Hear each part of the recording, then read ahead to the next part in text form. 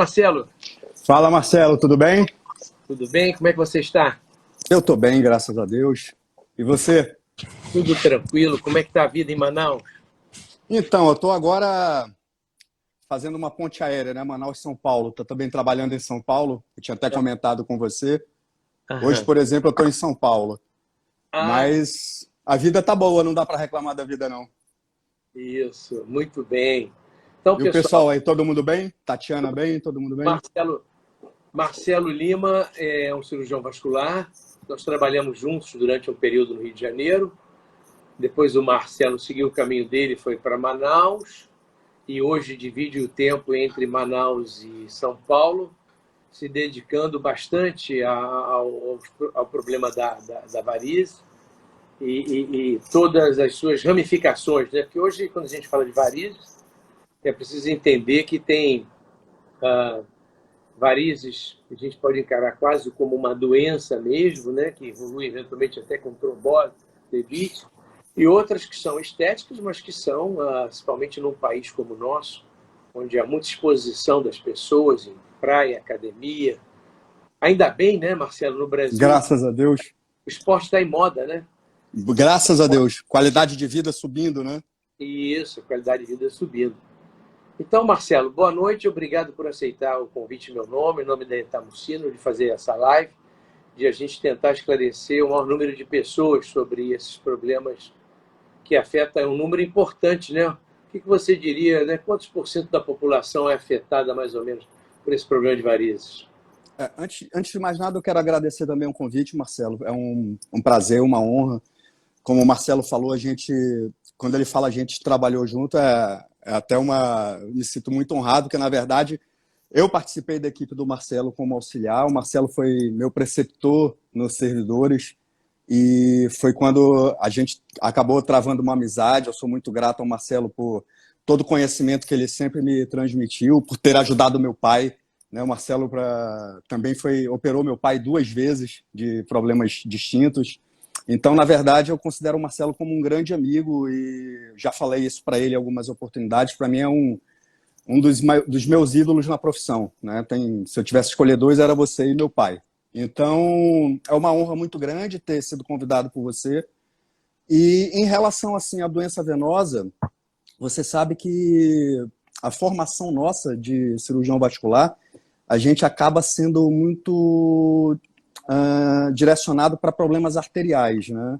Então, a gente quase não opera varizes na nossa formação de residência, de especialização, e com isso a doença venosa acaba sendo relegada a um segundo, terceiro lugar de destaque nas nossas preocupações.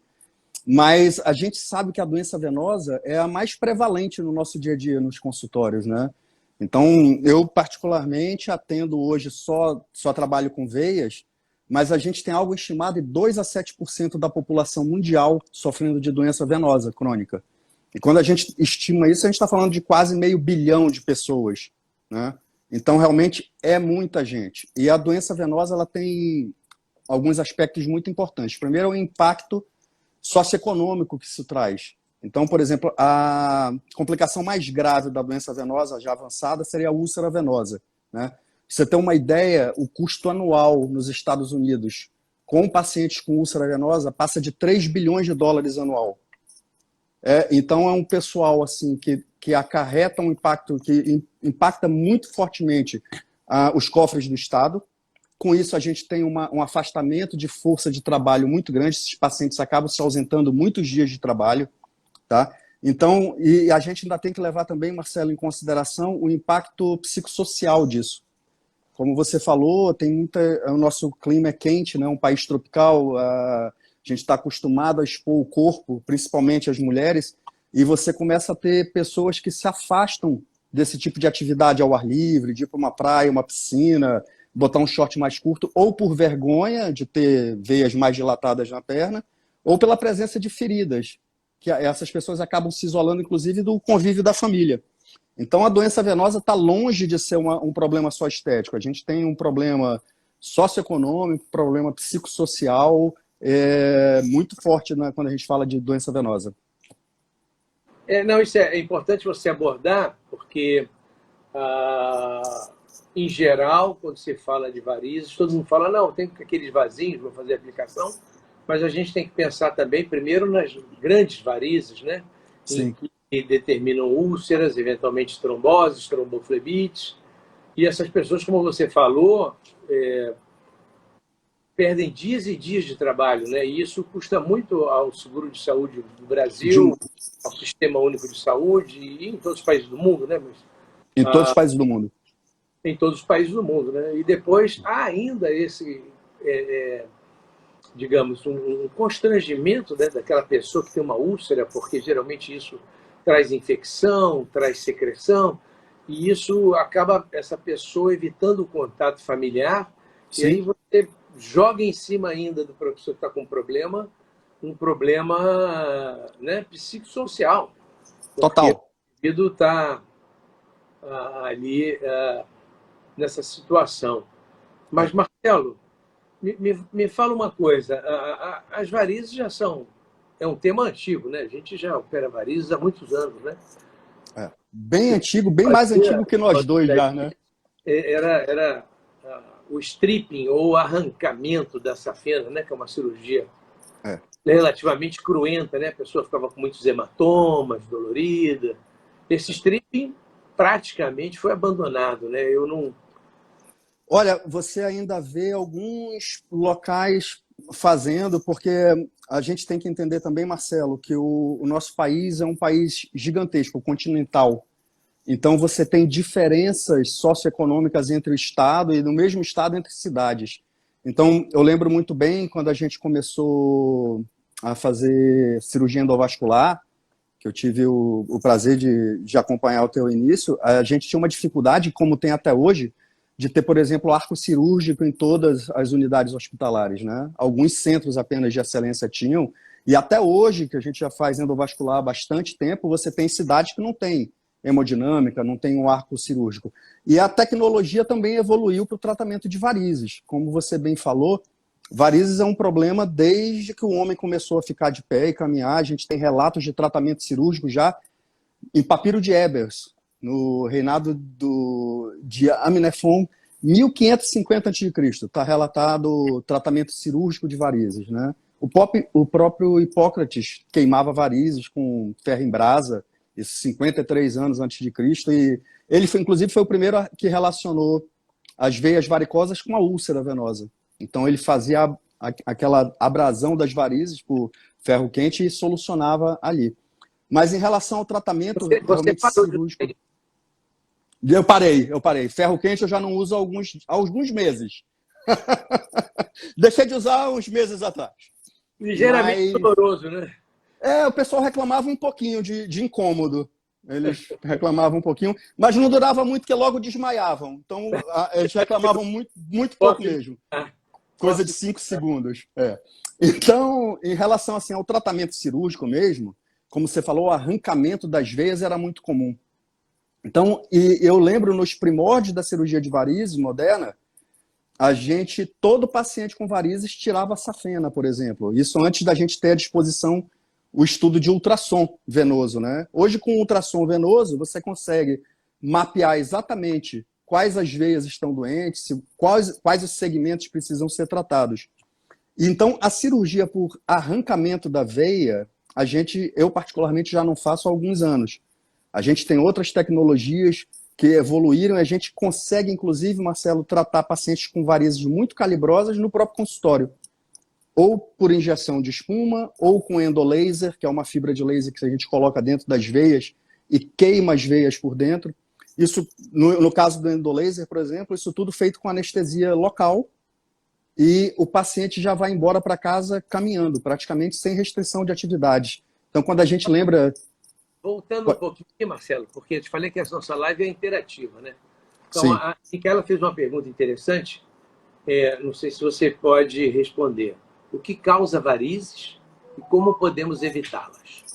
Então, varizes têm um cunho genético muito grande. Tá? A gente sabe que se você tiver pessoas na sua família, pais, tios e avós com varizes, a chance de você ter varizes aumenta muito. E junto com a predisposição genética, principalmente para as mulheres, as variações hormonais também influenciam muito. Então, se você faz uso de anticoncepcional oral com hormônio, gestação, que você também tem uma explosão dos níveis hormonais, de estrogênio e progesterona, isso tudo vai agravando o quadro, vai provocando a dilatação venosa. Mas eu lhe diria que hoje, basicamente, o entendimento é que varizes é uma doença genética e hereditária. Evitar não tem, mas você evitar não tem, você pode controlar. Educativas para melhorar, né? Que medidas seriam essas educativas? Até no caso, por exemplo, a própria Micaela, ela está esperando o neném, está grávida. Então, a gente sabe que, além dos fatores hormonais na gravidez, você tem a compressão da veia cava pelo útero, que aumenta, né? Ao final da gravidez, é normal que a mulher tenha mais varizes, perna inchada. Então, a gente também tem uma educação comportamental, aí, uma mudança de comportamento, que pode, mesmo na pessoa que tem a tendência a varizes, talvez melhorar. Não? O que seriam essas medidas educativas?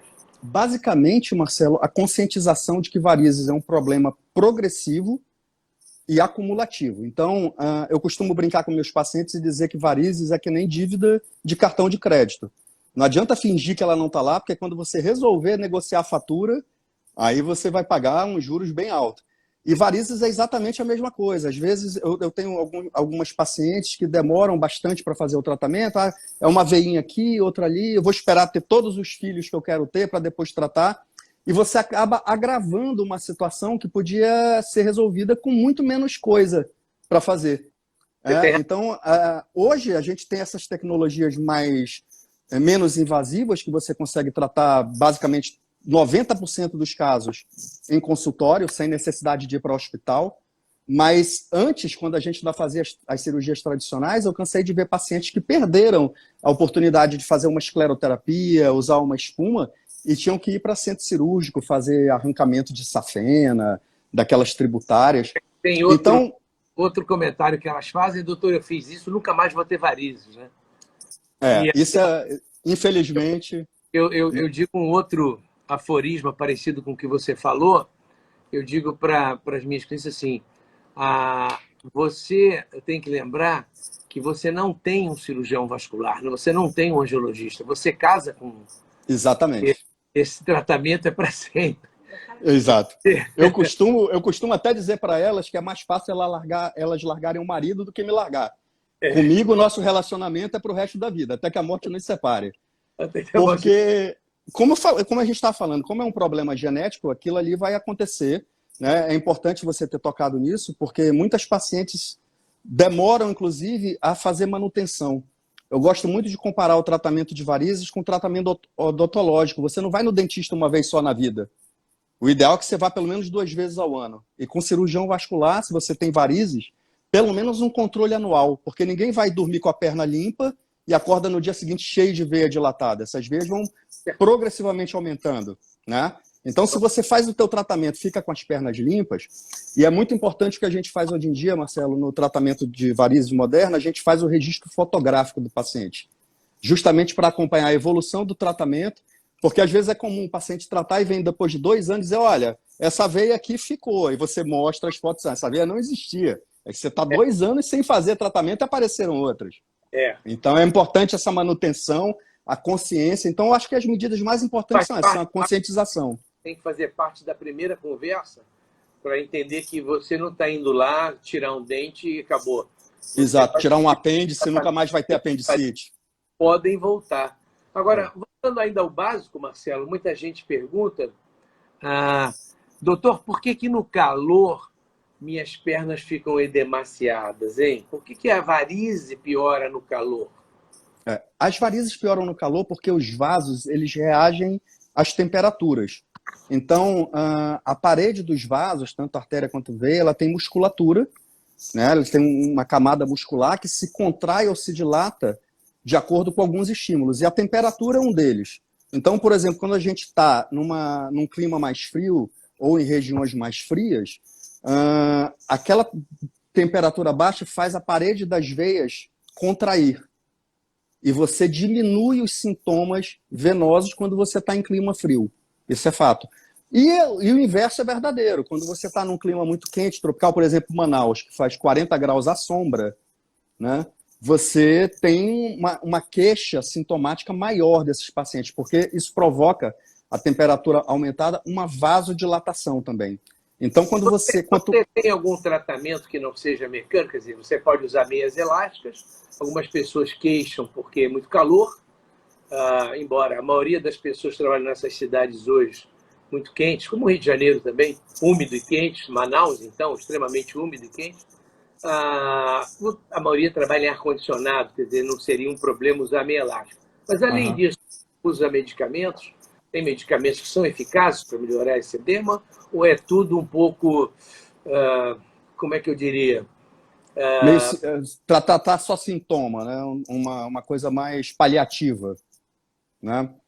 Na verdade, a gente usa algumas medicações, sim, algumas medicações são bem eficazes em aliviar um pouco o sintoma, diminuir a retenção líquida ali por causa das varizes, mas uma vez que você tem uma doença venosa estabelecida, tem as veias dilatadas, nosso companheiro de live, invariavelmente você vai ter que tratar essas veias mecanicamente de alguma maneira, né? Intervir nessas veias. A meia elástica ela é um bom paliativo, né? Quando você está, por exemplo, com dor de cabeça, toma uma dipirona. Vai dar uma aliviada, mas qual é a causa da sua dor de cabeça? É problema de refração, o teu grau está ruim, você tem sinusite, a hipertensão. E varizes é a mesma coisa. Então, a meia elástica vai aliviar, sim. Eu, particularmente em Manaus, eu evito ao máximo prescrever meia elástica, porque o índice de abandono é muito grande. Às vezes, a paciente, principalmente paciente que tem que trabalhar um pouco mais externo, com esse calor e umidade, ela abandona a meia no terceiro dia e no quarto ela já não quer mais nem falar comigo. Então ela abandona a meia e o médico. Então eu evito. Você pensar, por outro lado, naquele indivíduo um guarda que fica no sol o dia inteiro controlando o trânsito, ou um garçom o dia inteiro em pé, exato, um açougueiro está lá o dia inteiro em pé, enfim, um comerciante. Você sim, pensa quanto essas pessoas beneficiariam se elas todas trabalhassem de meias elásticas, né? Sim. A questão é exatamente você conseguir convencer essas pessoas a conviver com aquele desconforto, né? Porque, como você falou, existem pessoas que trabalham em ambientes climatizados, ar-condicionado, aí realmente é mais tranquilo. Mas, em geral, as pessoas, como você citou, algumas profissões que trabalham em pé o tempo todo e com aquele desconforto daquela meia ali esquentando e você sua, aquele negócio começa a te incomodar, é bem difícil você conseguir uma aderência a longo prazo. Às vezes a pessoa até começa a usar, mas geralmente abandona. A experiência que eu tenho é que esses pacientes geralmente não passam de 2 semanas usando contínuo. Poucos pacientes realmente usam contínuo. Você considera ou aconselha os esportistas, um corredor, um ciclista, tal, ao uso de meia elástica? Sim, acho que vale muito a pena. Existem, inclusive, trabalhos que mostram uma melhora da performance, exatamente, da performance muscular quando você usa uma meia elástica, porque você melhora muito o retorno venoso, tá? A ideia de que a meia elástica evitaria o aparecimento de varizes, a gente sabe que isso não é verdadeiro. Então não é essa a função. Mas ela tem sim uma função importante em comprimir aquelas veias ali que estão dilatadas, diminuir o que a gente chama de estase venosa, né, que é o acúmulo de sangue ali, a lentificação do fluxo dentro dessas veias, e aí você consegue um retorno venoso melhor. Então, o uso de meia elástica em atividade física hoje é praticamente aceito universalmente, né? É um conceito bem estabelecido já. Não, está muito certo. E eu acho que a meia elástica, bem lembrado, eu falei de esporte, todos os atletas, sexo Sim. masculino e feminino, como da profissão. Eu Sim. procuro fazer cirurgias longas de meia elástica. Eu agora vi que entrou na nossa live aqui o melhor dentista do Brasil, o melhor do mundo, o melhor do planeta, que é o Sérgio Rotier. Quiçá da galáxia, né? E deveria trabalhar de meia elástica. Porque o dentista trabalha muito tempo em pé. Demais. Então, fica aqui a receita gratuita nossa aqui para o Dr. Sérgio Rotier trabalhar de meias elásticas, né? Com certeza, Sérgio. Marcelão, tem uma pergunta aqui da Tatiana Sá, que pergunta que notou essa semana um início de varizes nas pernas do filho dela de 13 anos, um menino de 13 anos. Ela e o pai não têm esse problema de varizes. E ela então pergunta se esse problema é comum em adolescentes E qual seria o tratamento em jovens? Então, é bastante comum. Eu mesmo, a minha própria filha, Marcelo, quando tinha algo em torno de 7 anos ou 8 anos, fez a primeira escleroterapia dela. Eu lembro Minha também.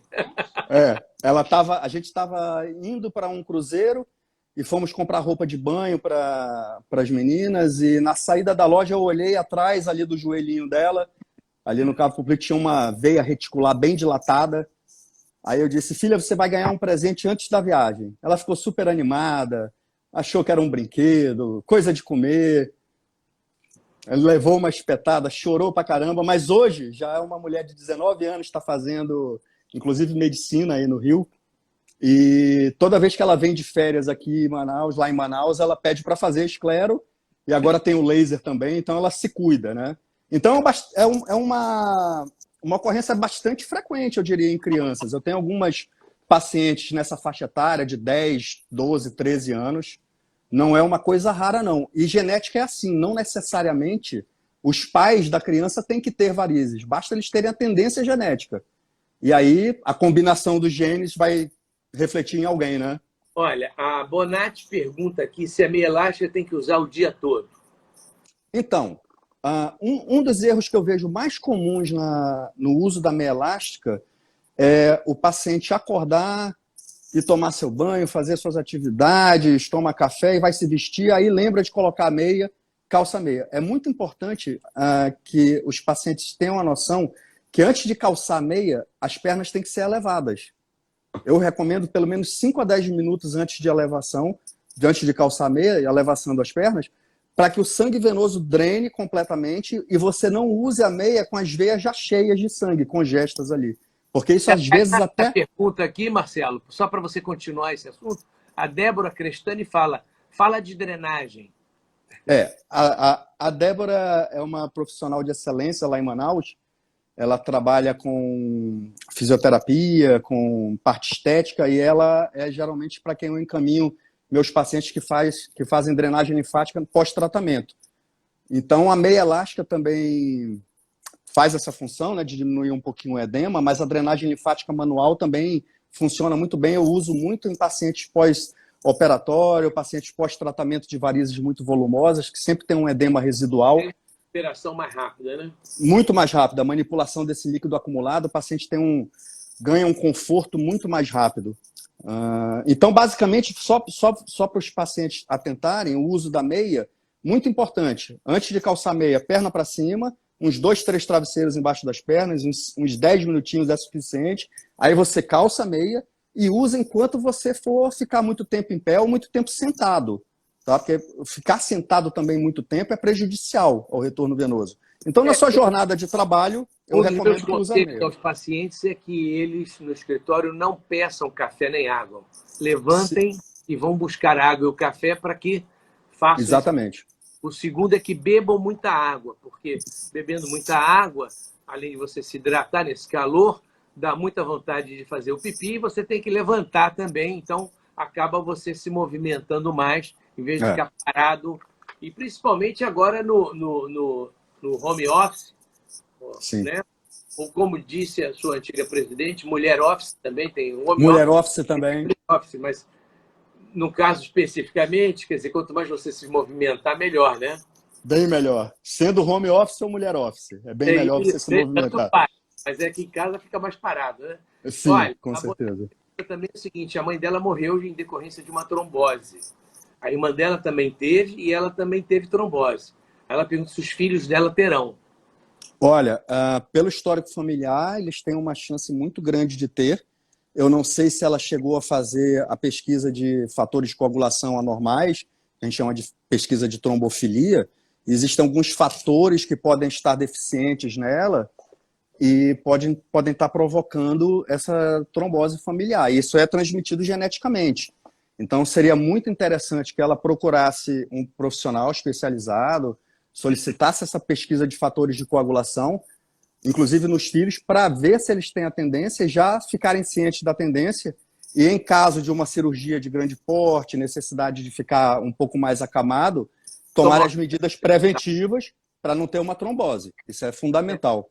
Ó, aproveitando, tem uma pergunta da Denise aí na tela. Ela pergunta se no avião também é necessário o meio de compressão. Olha, viagens prolongadas, assim, a gente considera a viagem de longa duração, os voos acima de 6 horas ininterruptos, eles praticamente triplicam ou quadruplicam a chance de você ter uma trombose venosa.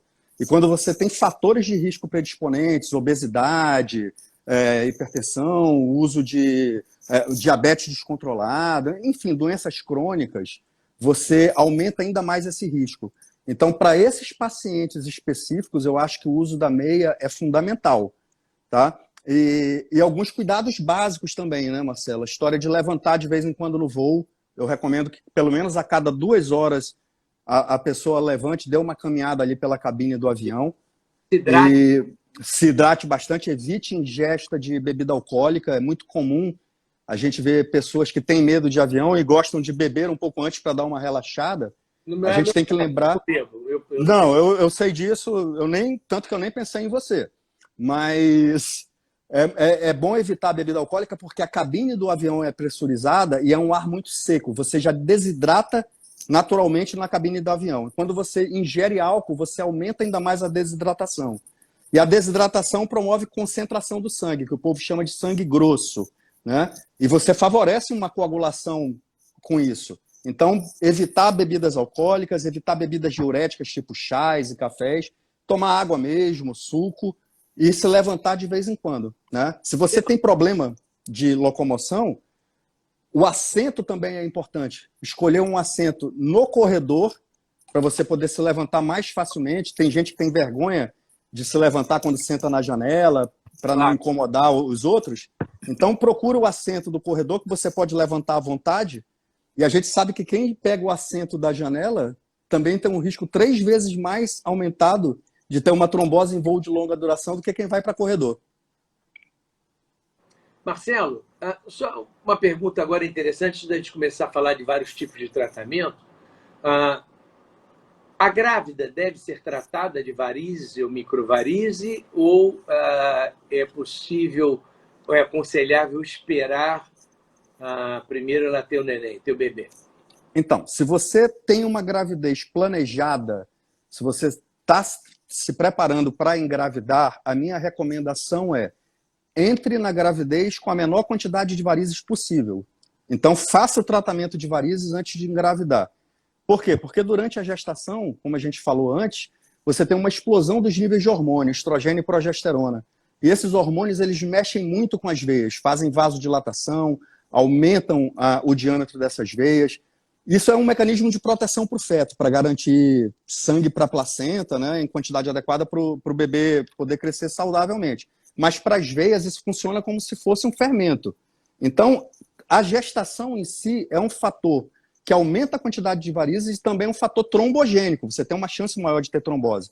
Então, quanto menos varizes você tiver, antes de entrar na gestação, melhor. Agora, se você já está gestante, não está indicado o tratamento. Não que vai fazer mal ao feto. Hoje a gente consegue, por exemplo, fazer o tratamento com laser, com glicose. A questão é que algumas dessas veias que se dilatam durante a gestação, ao término regridem. Regridem. Né? Não precisa e outras... Mas, e você faz um trabalho de enxugar gelo, né? Eu acho que o ideal da grávida, no ideal, é tentar, sempre que puder, durante o dia, dividir o dia para botar a perna para o alto, fazer uma treinagem postural e utilizar também meia elástica, se possível, se aguentar. Se possível, se aguentar. Para que tenha toda a compressão dos membros inferiores. Isso. E assim que passar o período de gestação, o puerpério também, a recuperação, em torno de 2, 3 meses, aí sim a gente faz o tratamento das varizes. Mas durante o período gestacional não é recomendado. Bem pensar. Tem umas pessoas que perguntam se pode fazer, depois que o neném nasceu, se ainda está amamentando, pode fazer o tratamento de varizes. Pode, porque a gente tem várias medicações que a gente usa injetáveis, mas uma das que a gente mais usa é a glicose. Então, a glicose não vai ter problema nenhum. Hoje a gente pode associar, por exemplo, a glicose com laser, que é a técnica do Dr. Kazuo Miyake, né, aqui de São Paulo, que é o CLAX. Então, você usa um resfriador de pele, o laser e a glicose injetável. Então, não teria nenhuma repercussão para o feto na gravidez e para Nem na para amamentação. puérpera após o parto também, quando está amamentando. Então, problema nenhum. A gente tem hoje um armamentário muito grande, a gente consegue oferecer várias opções de tratamento para esses pacientes. É. Bom, Marcelo, a gente falou muito dessas coisas todas e tem uma pergunta lá do início da Natália que eu deixei para agora, porque senão ela ia avançar o nosso assunto. Ela pergunta assim, o que há de mais moderno hoje para tratar varizes? Então, como eu falei agora há pouco, né, a gente tem um arsenal muito grande de tratamento. Aumentou Então, por exemplo, demais. Principalmente nesses últimos 5 anos, o negócio realmente explodiu. Então, por exemplo, quando a gente trata de safena, né, antigamente a gente só tinha o tratamento cirúrgico à disposição, que era o arrancamento. Então, hoje, além do tratamento cirúrgico para a safena, você tem a termoablação, ou por radiofrequência ou por laser. O que é isso? Você coloca uma fibra, ou de laser, ou de radiofrequência, aquilo vai emitir um calor e vai queimar a veia por dentro. Isso tudo pode ser feito ambulatorialmente, digo, no consultório, Marcelo, precisa ir para um hospital.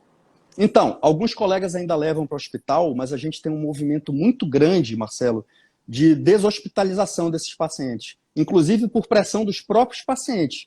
Agora, em época de pandemia, né, ninguém quer ir para o hospital, se arriscar a conviver com outras pessoas, com outros doentes. Então, mas quem depende do seguro de saúde, esse tratamento feito no consultório é pago pelo seguro de saúde ou só é pago se for feito no hospital? Veja, a gente tem alguns pacientes que são de plano de saúde, a gente faz o tratamento ambulatorial, faz um laudo e você consegue, com um laudo bem endossado, que esse paciente consiga um reembolso. Porque também para o plano de saúde, Marcelo, é muito mais barato o tratamento ambulatorial do que um custo hospitalar. Sem né? dúvida.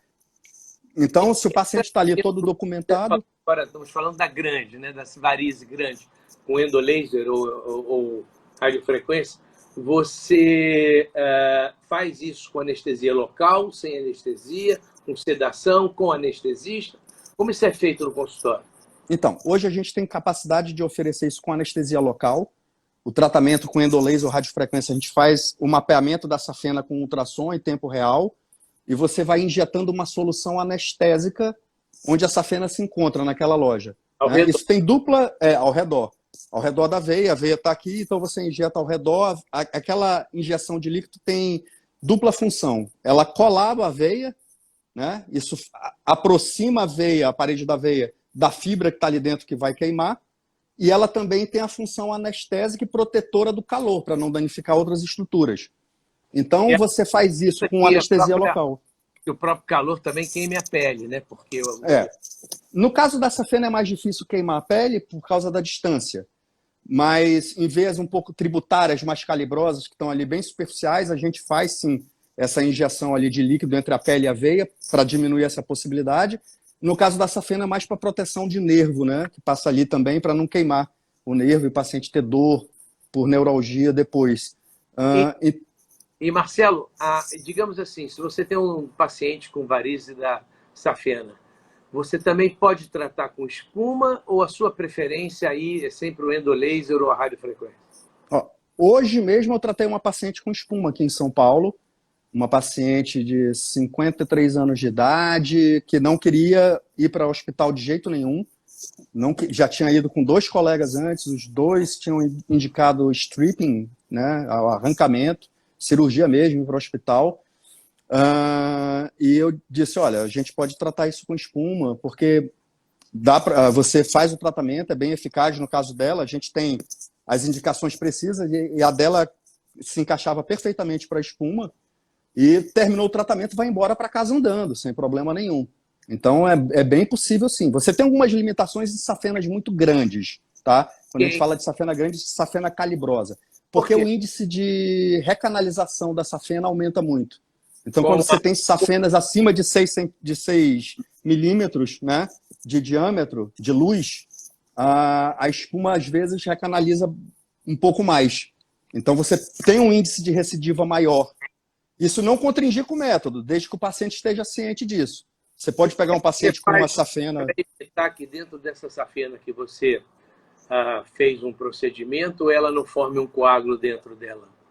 Ela vai formar, não tem jeito. Quando você trata com espuma, principalmente, você vai ter a formação do coágulo. Só que o coágulo da espuma é diferente do coágulo normal que a gente está acostumado a ver em trombose. O coágulo normal ele vai se solidificando lentamente, né? Começa a endurecer como se fosse uma gelatina, depois ele vai até petrificando e fica uma fibrose ali. O coágulo da espuma a gente chama de escleros. Ele se assemelha muito àquela carga de caneta. Quando você tira aquela da caneta, aquela tinta oleosa, fica aquele negócio meio gosmento. Às vezes você precisa drenar sim. Isso é uma coisa bem importante de falar, Marcelo. Porque alguns pacientes acham que é injetar espuma e está resolvido. É importante eles saber que o que é espuma? É o líquido, o medicamento misturado com ar ambiente. Então, um dos componentes do ar ambiente é nitrogênio. Então, tem nitrogênio presente ali e aquilo às vezes faz uma irritação ali por acúmulo de gás na parede do vaso. Então, você drena, às vezes não é nem o volume de trombo que vai aliviar ali, é a drenagem do ar. Então, mas você drena, o alívio é imediato. Não ouvi, desculpa. Isso não mancha a pele? Olha, isso é outro fator limitante da espuma. Em vasos muito superficiais, você pode ter manchas em até 30% dos casos. Tá? É grande? É grande. Mas, assim, se você for parar para pensar, você tem aquelas veias muito calibrosas, aquelas varizes enormes, você tem que levar um paciente deficiente cirúrgico, você vai ter uma incisão ali. Você não tem como tirar com uma microincisão. Você tem que fazer um corte realmente, levar ponto. Então, você também vai ter cicatrizes. As manchas da espuma, elas são perfeitamente contornáveis. Né? Se você faz uma drenagem precoce, por exemplo, da área que você fez o tratamento, diminui muito. Se você faz o tratamento, faz uma compressão extrínseca ali, botar um curativo comprimindo aquela veia que foi tratada, você diminui muito a chance de mancha. E hoje a gente consegue com o laser também tirar a mancha. Com o laser, eu te perguntar, uma vez tendo a mancha, você usa uma pomada clareante ou usa o próprio laser? Como é que faz? O laser, ele tem essa característica, né? Você tem comprimentos de ondas diferentes. Então, um dos comprimentos de onda do laser, que a gente chama de key switch, ele remove tatuagens e manchas também escuras. Então, a gente pode usar o laser. É fundamental, primeiro, fazer toda a drenagem. Às vezes, só você drenando, Marcelo, já melhora muito a mancha. A própria mancha vai regredir espontaneamente em torno de 2 a 3 meses. Então, é um bom negócio quando você pensa na recuperação pós-operatória, nas cicatrizes, nas possibilidades de infecção, de ponto abrir. Então, uma mancha que vai durar 2 a 3 meses ali pode ser tratada também com cremes. Os colegas dermatologistas têm fórmulas para clarear, ou com laser. Eu acho um excelente negócio. Trocar um procedimento de 20 minutos por um de 3 horas e sair andando para casa. Tem uma pergunta muito boa aqui da Vânia Palmeira, que ela pergunta a você se uma safena tratada pode ser reutilizada. Eu creio que ela quer dizer depois para ser reutilizada no coração, pode safena. Não pode. Inclusive, se a safena está tá com indicação de tratamento, é porque a safena já não está boa, inclusive, para usar no coração. A gente não usa uma safena dilatada, uma safena varicosa para fazer a ponte de safena, né? Para fazer aquela cirurgia de revascularização. Já é inadequada. Mas é inadequada. Uma pergunta aqui da Kátia Domingues. Qual a idade a pessoa deve procurar um médico vascular? Olha, se a gente está falando de uma pessoa assintomática, sem varizes, sem nada, eu acho... a gente não tem nenhum dado concreto em literatura, mas eu acho que 40 anos de idade seria uma idade de corte bem interessante. Porque você né? Tem que notar uma varize, quer dizer, que você falou, tem uma adolescente com uma varize, ela pode ouvir uma opinião. Você pode ter é um momento, depende de quanto isso incomoda. Sim, se você não tem sintoma nenhum e nem aquela parte estética te incomoda, ok. Mas a partir do momento que você tem já a manifestação da doença, eu concordo com você, assim que a doença está manifesta, é bom procurar. Interessa se tem 10, 30 ou 60 anos. Vamos procurar. Agora, de modo geral, falando de modo geral, cirurgião vascular, eu acho que 40 anos seria uma idade de corte interessante, se você não tem nenhuma varize, se você não tem nenhum fator predisponente, porque a gente sabe que é a partir daí que a gente começa a ter alguns problemas, né? De aterosclerose, enfim. Mas em se tratando especificamente de varizes, eu diria que assim que você aparecer uma veinha dilatada, procure.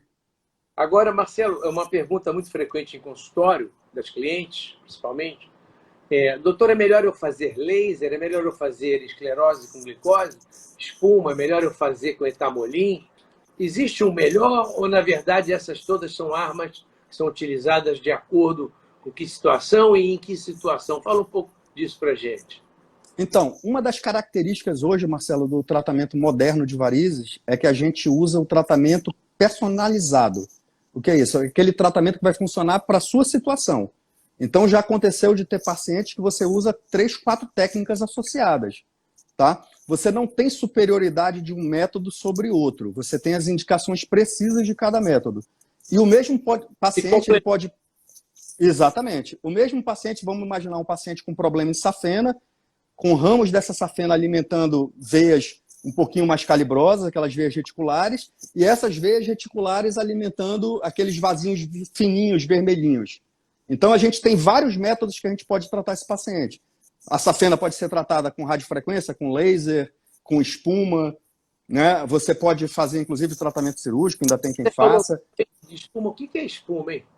Então, a espuma, a gente usa espuma normalmente de polidocanol. O polidocanol é um líquido que ele foi desenvolvido inicialmente para ser usado como anestésico local, e depois se descobriu que ele tem um efeito irritativo muito grande também em endotélio, e a gente acaba usando ele para fazer o tratamento de varizes por injeção. E a espuma nada mais é do que você misturar esse líquido com uma determinada quantidade de ar de uma determinada maneira. E você vai misturando aquele líquido com ar. Geralmente a gente usa 2 seringas para fazer essa mistura, né? Ligadas numa torneirinha e vai passando... É aleatório ou tem uma proporção? Tem uma proporção. A gente usa geralmente 1:4. 1 ml de lidocaína para 4 ml de ar. Tá? E aí você consegue produzir algo em torno de 6 a 8 ml de espuma. Então, a grande vantagem da espuma é que você diminui a quantidade de medicamento que você vai usar. Tem então, você vê... de injeção, quer dizer, então você fez 1 ml, você fez uma área da perna, mas tem limite? Você pode fazer várias numa sessão? Ou você pode fazer várias. Você pode fazer várias. A literatura traz dados estabelecendo um limite de 10 ml de espuma por sessão, tá? De espuma ou de polidocanol? De espuma. De espuma. Então, a gente está falando em algo em torno de 2,5 a 3 ml de líquido. Polidocanol. De polidocanol. Só que a gente tem casos já muito bem documentados de você usar volumes bem maiores, né? 20 ml. Eu já vi paciente usar 30 ml de espuma numa sessão, sem problema nenhum. Tá? Se você for se basear só no que está escrito na literatura, você não tem embasamento. Mas a gente sabe que os métodos mais novos, eles precisam de um tempo para a gente comprovar a eficácia e entender realmente como eles funcionam. Então, eu já vi vários pacientes, eu mesmo já cansei de usar mais de 15 ml de espuma. Aqui em São Paulo, na segunda-feira mesmo, eu fiz o tratamento de um senhor com úlcera aberta há 20 anos. Abrindo e fechando. Eu usei 15 ml de espuma nele, tratei safena e ramo de safena. Voltou hoje para tirar o curativo compressivo, está feliz da vida, que a perna não está mais dolorida, a úlcera já não está mais com secreção, e eu acredito que em 3 semanas ele deve estar com essa ferida completamente fechada. Você, para fazer isso, tem que interromper, usar um garrote para que a espuma fique só naquela parte inferior da úlcera, não? Não, a gente pode direcionar essa espuma, inclusive, por gravidade. Se você quer, por exemplo, você tem uma úlcera aqui perto de tornozelo, e você não quer que aquela espuma suba muito, quando você injetar a espuma, você eleva o pé do paciente. Que aquela espuma, como tem ar, ele vai, pela gravidade, ele tende a subir. Então você consegue controlar. Né? Como você controla mecanicamente, por exemplo, você não quer que a espuma saia da safena e vá na veia femoral. Você pode ocluir ali a junção safeno-femoral com o teu transdutor mesmo, de ultrassom, controlando ali, fecha, e você consegue uma estabilização da espuma ali. Sem problema nenhum. Como você falou, ele voltou hoje para fazer o curativo. Então, todo paciente de espuma depois tem que fazer uma compressão? Todo paciente de espuma tem que fazer compressão. Quando a gente fala de safena, é mais difícil você fazer uma compressão efetiva, porque a veia está um pouco distante da pele. Mas quando você trata aquelas veias muito calibrosas superficiais, a gente faz um curativo compressivo, porque você tem aqui a parede da veia, e você joga a pressão externa e você acaba colabando a parede da veia. Isso facilita a ação da espuma você aproxima a parede da veia, que é o que você quer colar ali, né? Então você facilita a ação da espuma e você, ao mesmo tempo, diminui a possibilidade de formação de coágulo excessivo ali. Já diminui a possibilidade de mancha. Então é mandatório a compressão. Eu diria até que a compressão eficiente é 50% do tratamento da espuma. Quanto tempo de compressão? Uma semana? Então, Dias? não, 24 a 48 horas.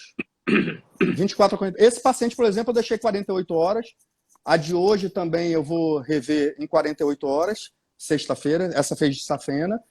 48 horas eu costumo deixar. Se o paciente está incomodado pela compressão, eu autorizo retirar com 24. Mas, em geral, a minha preferência é 48 horas. Marcelo, e essa história de que o laser não dói? Eu tenho vários clientes que reclamam de dor do laser. O laser incomoda. Uma picadinha que doía menos que o laser. O laser incomoda sim. Os lasers atuais eles têm uma característica muito boa. Quando a gente começou a trabalhar com laser antigamente, uma das dificuldades é que, como a gente é um país muito miscigenado, a gente tem uma população de pele um pouquinho mais escura também, né, com aqueles fototipos um pouquinho mais escuros, o laser antigamente ele manchava a pele. A melanina absorvia muita energia do laser. Então você tinha manchas ali sem cor. O laser atual ele tem uma baixa afinidade pela melanina, é mais específico para vaso, ele consegue penetrar um pouquinho mais, mas ele quanto mais penetra e mais energia, mais chance de doer ali. Então, eu costumo muito associar a escleroterapia com laser, Marcelo. Na minha formação de flebestética, eu fiz com um grupo do Dr. Charles, lá de Goiânia, e do Carlos Rover, lá do Paraná. E a gente tem uma técnica no grupo que é chamada de Charove, que é a inicial do nome dos dois, Charles e Rover. E a associação de escleroterapia de grande volume com anestésico dentro, você tem uma quantidade de anestésico, e logo depois você passa o laser. Então, como você já injetou naquela veia uma quantidade de anestésico, você tem uma diminuição do incômodo muito grande, né? E hoje tem uma possibilidade também de você fazer uma analgesia por inalação de óxido nitroso, que é a técnica NOx, que não é sedação, não tem, o paciente fica consciente o tempo todo, que é o chamado gás hilariante, né? E o paciente consciente, você diminui extremamente o limiar de dor dele. Então, o paciente que faz o procedimento, alguns até dormem, e é bastante tranquilo. Tá? Mas realmente o laser não é indolor. Voltam só pelo gás hilariante, não? Não entendi. Alguns voltam ao consultório só por causa do gás hilariante? Não querem nem fazer o tratamento, só querem cheirar o gás. Não há risco de insuficiência respiratória aguda, alguma coisa assim? Não. Você tem algumas contraindicações que você tem que respeitar, paciente com doença pulmonar obstrutiva crônica, mas um paciente ígido normal é um gás que ele penetra rapidamente na corrente circulatória e também depois que você para a aspiração daquele gás, você fecha ali o circuito, em 4 ou 5 minutos ele está totalmente excretado pelo organismo por via respiratória também. É muito interessante a técnica. Marcelo, agora fala um pouquinho. Outra queixa frequente são de microvarizes, aquelas varizes vermelhinhas, para as pessoas entenderem, quase aranhas vasculares, no colo das mulheres e na face, pele nasal. Você faz na região? A gente faz laser, sim. Nesses vasinhos vermelhinhos, fininhos, essas aranhazinhas, o laser tem uma ação muito boa, principalmente em face. Tá? Inclusive, foi a última paciente que eu atendi hoje foi justamente para avaliar varizes em face. Então, ela tem muita veinha vermelhinha aqui, perinasal, em área de bochecha, embaixo de nariz. Isso, geralmente, com uma sessão de laser se resolve. Tá? Aquelas veias um pouquinho mais calibrosas, geralmente 2 a 3 sessões mensais, a gente consegue também eliminar aquelas veias proeminentes aqui na testa, na lateral.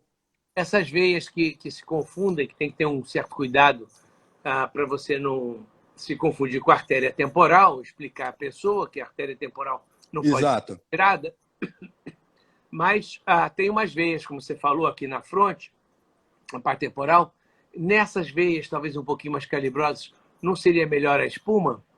Não, a gente evita ao máximo injeção de espuma em face, porque essa rede venosa ela tem uma colateralização muito grande, Marcelo. Então você tem conexão, por exemplo, com ramos orbitários, e você tem casos descritos já na literatura de cegueira, quando você injeta líquido ou espuma nessa região. Então, essa área de trígono aqui, próximo de nariz e olhos, a gente evita ao máximo tratar com injeção. Com laser. Sempre com laser. E o laser é muito eficaz, sabe? Tem o incômodo de ser um pouco doloroso, mas você com resfriador de pele, né, que a gente usa para proteger inclusive a pele, você tira bastante a sensibilidade também. E com essa técnica de sedação por óxido nitroso, então, sem problema nenhum. O óxido nitroso na face, você diz, porque... Ele vai inalar o óxido nitroso, né? Ele funciona com uma máscara, né? Aquelas máscaras tipo máscara de oxigênio. Então ele fica um determinado período inalando, você tira a máscara, faz o laser, sem problema nenhum. É interessante, né? É bem interessante. Tem uma pessoa, Tati TM, eu acho. Ela diz assim, tive minha safena removida no Rio com 28 anos. Pode ter sido decorrente do uso do remédio para asma que tomei dos 9 aos 22? Não, tem uma Tati. relação de asma com varizes. Não tem. Né? Não tem. Então, Tati, é mais fácil você ter uma herança genética aí. Isso. Tem que ver como é a situação dos seus pais, avós. Mas o remédio para asma não tem relação com varizes, não. Não vejo também. Uhum. Marcelo, e vamos falar um pouquinho agora, a gente ainda tem uns 5 minutinhos ou mais. Como você vê aí? Você vê, está evoluindo, quer dizer, você está acompanhando a literatura, estão vindo novos aparelhos de laser, estão vindo novas sondas para queimar veias, tem alguma coisa aí despontando, não? Novidade? Olha, o que eu acho mais promissor que está aparecendo agora, Marcelo, é o tratamento de varizes com ultrassom microfocado. Então, já existe um aparelho que você coloca o paciente, o aparelho vai fazer o mapeamento da veia todinha, ele calcula a energia do ultrassom microfocado e ele vai queimar aquela veia com ultrassom só. Qualquer calibre?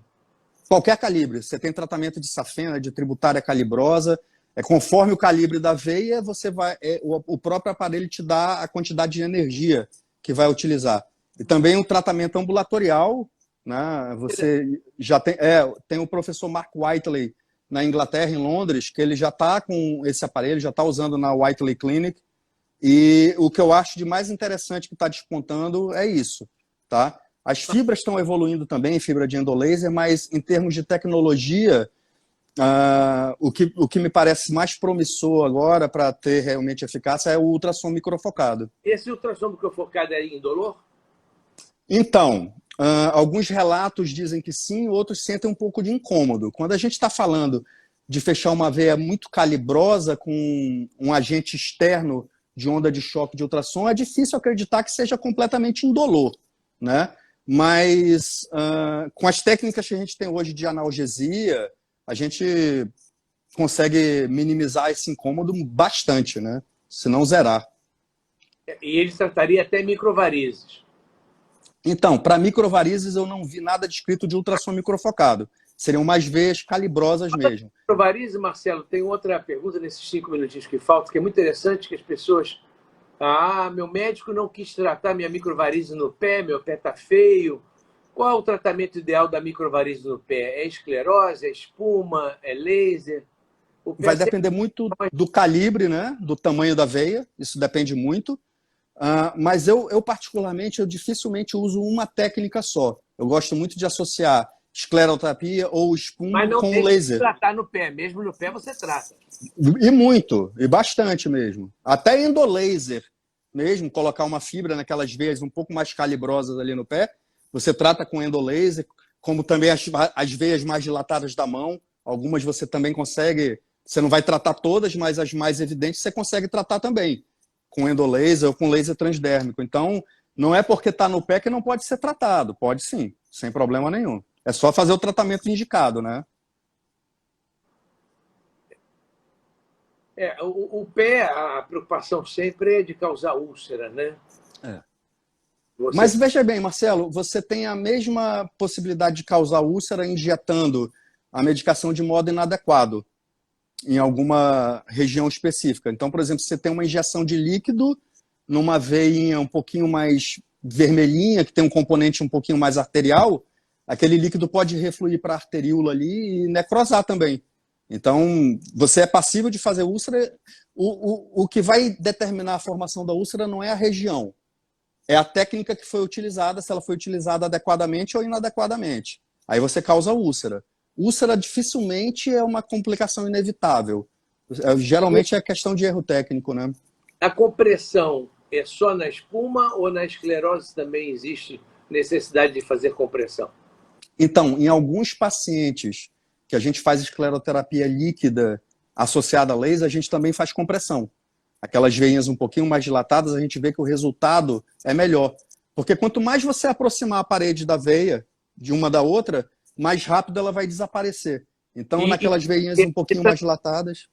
Ela coagule, né, dentro, que fique um Exatamente. E o resultado certamente será melhor, né? Bem melhor. Então, em alguns pacientes sem espuma, a gente também usa essa compressão. Eu, particularmente, eu enfaixo todos os meus pacientes depois de fazer um tratamento de varizes. Pelo menos 24 horas. Pelo menos 24 horas. E naqueles com tratamento maior, você, além disso, complementa com uma drenagem linfática. Sim. Quando você tem um processo inflamatório, porque todos esses métodos vão causar uma inflamação na veia, né? É a inflamação na veia que vai fazer secar o vaso. Então, qualquer processo inflamatório pode ter um pouquinho de acúmulo de líquido, né? Que a gente chama de edema. Então, a drenagem linfática melhora bastante o conforto desses pacientes. E né? a drenagem, ela é pneumática que você utiliza? Não, eu geralmente encaminho para uma profissional para fazer a drenagem manual mesmo. Geralmente, umas 2 sessões são suficientes. A drenagem linfática pneumática eu já indico para pacientes com sequela de trombose ou com linfedema crônico. Eu até indico que comprem um aparelho para poderem fazer em casa sempre que possível. No pós-tratamento, não. Marcelo, eu queria lembrar então a você e todas as pessoas, nós temos aí uma média de 30, 40 pessoas assistindo, que essa live vai ficar gravada no IGT da Itamucino e daqui a 24 horas vai para o canal da Itamucino no YouTube. Então, faltando 1 minuto e meio, eu agradeço você, é um prazer te ver, é um prazer ver a sua evolução como profissional, como grande profissional, como sempre foi, e retribuo todo o carinho da nossa amizade e deixo esse último minutinho para você falar aí como é a sua vida Rio-São Paulo e os seus agradecimentos. Eu queria te agradecer muito o convite. Para mim, como eu falei, é uma honra estar aqui participando da sua live, que também eu tenho acompanhado bastante. E a vida é assim, né, Marcelo? É feita de escolhas. Eu decidi, por questões familiares, me estabelecer aqui em São Paulo, mas eu estou bem satisfeito também com o campo que está se abrindo aqui. E eu agradeço muito as palavras também, que se a gente tem algum sucesso profissional, tenho certeza que você tem um dedo nisso, bem importante. Teve uma participação bem importante, não só me ensinando muita coisa, mas servindo de exemplo também. Marcelo, boa noite, obrigado. E grande abraço. Volto para falar mais de varizes, tá bom? Com certeza. Manda um beijo para a Tati aí. Sucesso, obrigado. Obrigado, Marcelo.